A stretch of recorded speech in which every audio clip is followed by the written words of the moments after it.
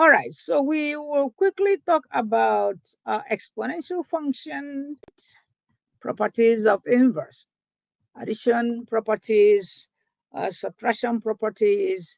So for any real number, a greater than 0 and a not equal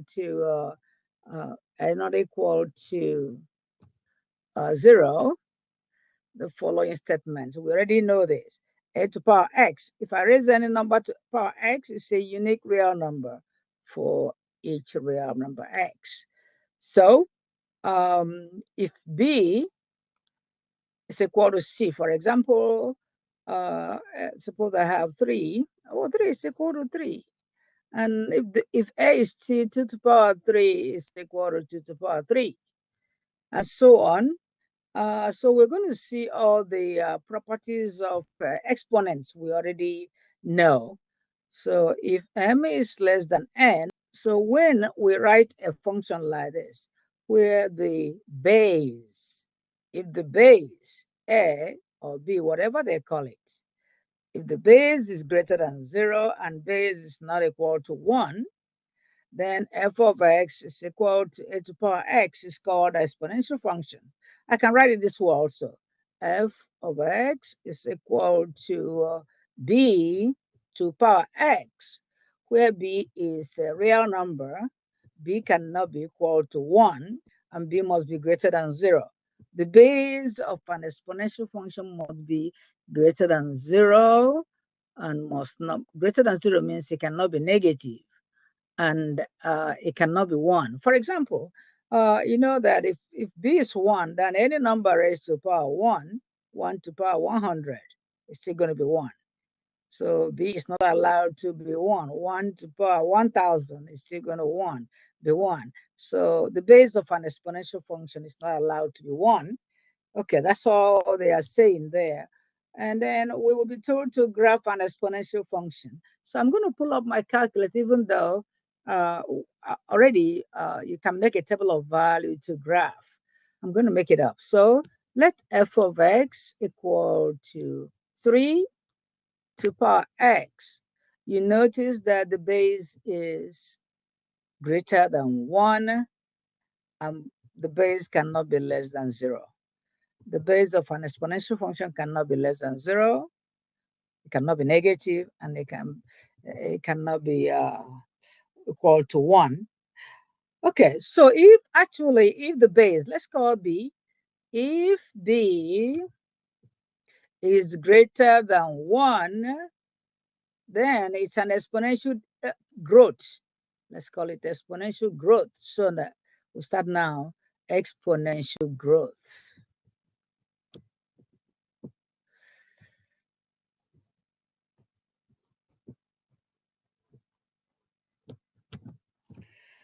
Okay, so let me quickly put this in my calculator, and so we see what an exponential growth is. And we can also quickly put it, make a sketch, make a table of value for that. So what is, how do I grab that if I'm told to sketch it by hand? I could be told to sketch it by hand. All right, so I will make a sketch. But before I make a sketch, I would like to make a table of value. So just make a table of value so that it will be clear. Okay. And this is my x, this is my f of x. Okay, let me start picking the values. We already know that x can be 1, but b cannot be 1. So let me pick 0. If I pick 0, when x equals to 0, 3 to the power 0 is 1. 3 to the power 0, any number raised to the power 0 is 1. That's what the properties of exponents. When x is, let me use, I'll be use 2. When x is 2, 3 squared is 9. When x is 3, 3 times 3, 3 to the power 3 is 27. So I'm going to make a sketch. So let me make a sketch of this graph. And the highest y value is 27. So I can actually make 10, 20, 30. Because the highest y value is 27. I'm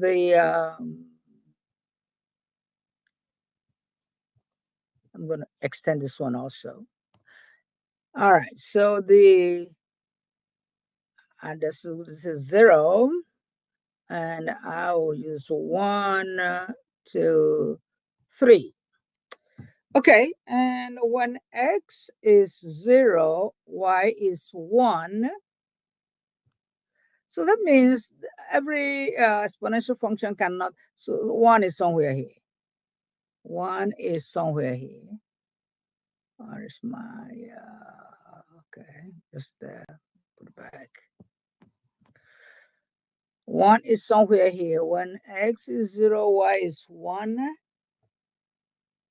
When x is 2, y is 9, somewhere here. This is 20. It's 9.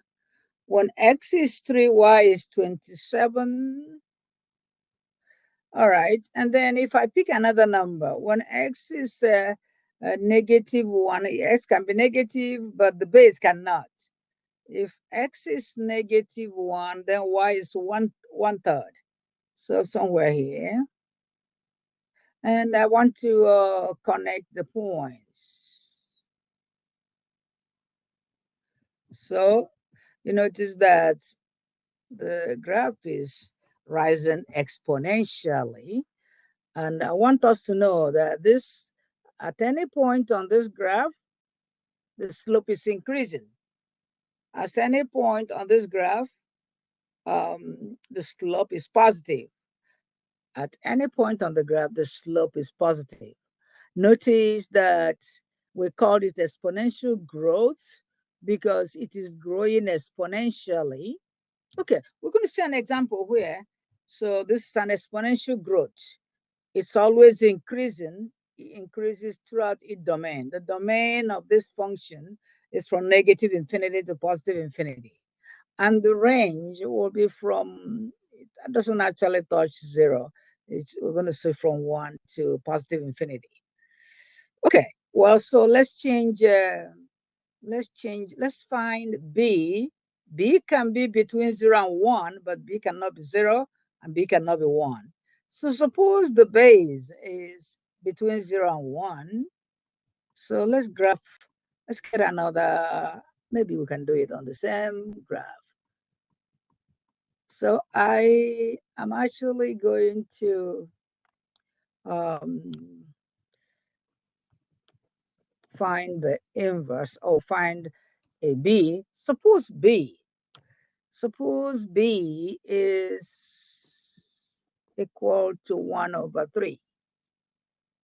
In other words, I can rewrite this as, let me write it, f of x is equal to 1/3 all to the power x. Well, note that this can also be written as f of x equal to 3 to the power negative x. Yes. Okay, so they are the same. F of x equal to 1/3x to the power x, or this. And this means that b is between 0 and 1. And whenever b is between 0 and 1, it is an exponential decay. Okay, so we can make a sketch quickly.